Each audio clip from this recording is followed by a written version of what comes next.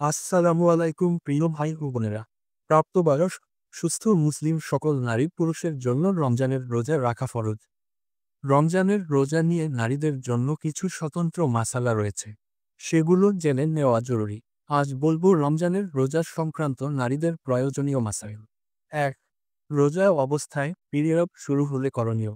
রোজা অবস্থায় পিরিয়ড শুরু হলে রোজা ভেঙে যায় এমন নারীর জন্য খাওয়া দাওয়া করা বৈধ। তবে ওই দিন সম্ভব হলে রোজাদারদের সাদৃশ্য অবলম্বন করে পানাহার থেকে বিরত থাকবে। ফতোয়ায়ে হক্কানিয়া ১৯০। ২. ফজরের আগে পিরিয়ড শুরু হলে করণীয়। কোনো নারীর যদি ফজরের আগেই পিরিয়ড শুরু হয়ে যায়, ওই নারীর জন্য দিনের বেলা খাওয়া দাওয়া করা বৈধ, তবে গোপনে পানাহার করা উচিত। আহসানুল ফতোয়া ৪২৮। ৩. দিনের বেলা পিরিয়ড বন্ধ হলে করণীয়। পিরিয়ডের কারণে রোজা না রেখে দিন শুরু করার পর পিরিয়ড বন্ধ হলে দিনের বাকি অংশ রোজাদারদের সাদৃশ্য অবলম্বন করে পানাহার বর্জন করবে, কিন্তু এ দিনের রোজাও পরে কাজা করে নিতে হবে। ৪. ফরজ গোসল ও পিরিয়ড নিয়ে সতর্ক। রমজান মাসে রাতে গোসল ফরজ হলে গোসল না করেও দিনের রোজা রাখা বৈধ। গোসল না করায় রোজার ক্ষতি হবে না, তবে ফরজ গোসলে বিলম্ব করা অনুচিত। নারী যদি নিজের অভ্যাস অনুযায়ী বুঝতে পারে যে আগামীকাল তার মাসিক শুরু হবে, তবু সে রোজা ভাঙবে না যতক্ষণ না সে তার পিরিয়ডের রক্ত দেখতে পায়। ফরজ গোসলে মহিলাদের লজ্জাস্থানের বহিরাংশে পানি পৌঁছালে ফরজ আদায় হয়ে যায়। অভ্যন্তরীণ অংশে পানি পৌঁছানো জরুরি নয়।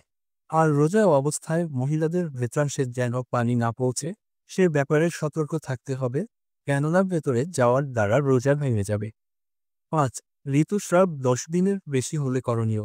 ইসলামী শরীয়তের বিধান অনুযায়ী একজন নারীর ঋতুস্রাবের সর্বনিম্ন সময় ৩ দিন আর সর্বোচ্চ সময় ১০ দিন। ৩ দিন থেকে ১০ দিন পর্যন্ত যে কোনো মেয়াদে মাসিক ঋতুস্রাবকালীন নামাজ রোজা করার প্রয়োজন নেই। এই দিনগুলোতে নারীর যথাসাধ্য বিশ্রাম দরকার।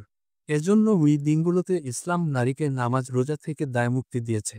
কোনো কারণে ঋতুস্রাবের সময় ১০ দিনের চেয়ে বেড়ে গেলে নিজের আগের অভ্যাস অনুপাতে যে মেয়াদ আছে ওই দিন পর্যন্ত বন্ধ রেখে এরপর থেকে নামাজ রোজা পালন করবে। আর যদি ১০ দিনের ভেতরই শেষ হয়ে যায়, তাহলে শুরু ও শেষ দিন পর্যন্ত ঋতুস্রাব বন্ধ করে নামাজ রোজা বন্ধ রাখবে। এ অবস্থায় নামাজের কাজা না থাকলেও পরবর্তী সময়ে রোজা কাজা করে নেবে। ৬. গর্ভাবস্থায় রোজা করা।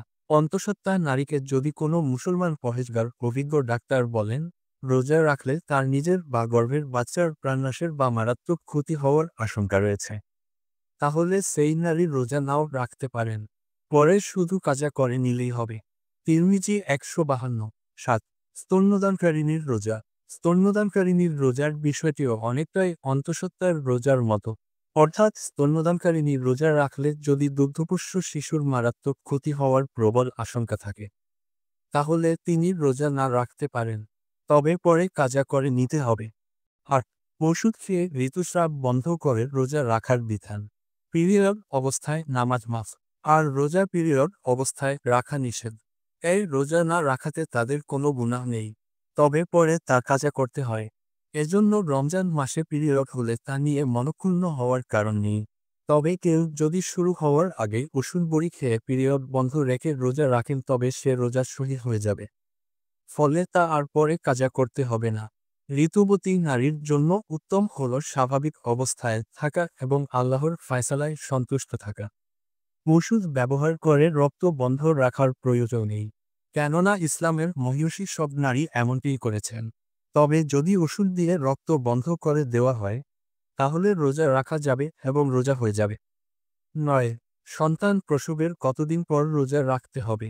সন্তান জন্মদান পরবর্তী স্রাব থেকে নারীরা যদি ৪০ দিন হওয়ার আগেই পবিত্র হয়ে যায়, তাহলে রোজা রাখবে এবং নামাজ আদায়ের জন্য গোসল করে নেবে। আর যদি ৪০ দিন অতিবাহিত হওয়ার পরও স্রাব অব্যাহত থাকে, তাহলে সে রোজা রাখবে এবং গোসল করে নেবে, কেননা তার রক্ত ইস্তেহাজা রোগ বিশেষ হিসেবে গণ্য করা হবে। ১০. রোজা অবস্থায় শিশুকে দুধ পান করানোর বিধান। রোজা অবস্থায় শিশুকে দুধ পান করালে রোজা ভঙ্গ হয় না। ফতোয়া দারুল উলুম ৪০৮। ১১. প্রাপ্তবয়স্ক হওয়ার পরও রোজা না রাখলে শরীয়তের বিধান। কোনো মেয়ে যদি প্রাপ্তবয়স্ক হওয়ার কথা লজ্জায় মা বোনের কাছে প্রকাশ না করে এবং রোজা না রাখে, তাহলে তার ওপর তাওবা করা ও ছুটে যাওয়ার রোজার কাজা করা ওয়াজিব। কারণ যে মুসলিম প্রাপ্তবয়স্ক খানসম্পন্ন হয়, সে নারী হোক বা পুরুষ, তার ওপর রমজানের রোজা ফরজ। 12 অপবিত্র অবস্থায় কোরআন তেলাওয়াতের বিধান। নারীদের অপবিত্র থাকার সময়ে নামাজ পড়া, রোজা রাখা, কোরআন তেলাওয়াত ও মসজিদে প্রবেশ নিষিদ্ধ। কিন্তু তারা বিভিন্ন দরুদ, তাসবিহ, তাহলিল ও জিকির আজকার করতে পারবে। এমনকি দোয়া হিসেবে আয়াতুল কুরসি ও কোরআনের বিভিন্ন আয়াত পাঠ করা যাবে।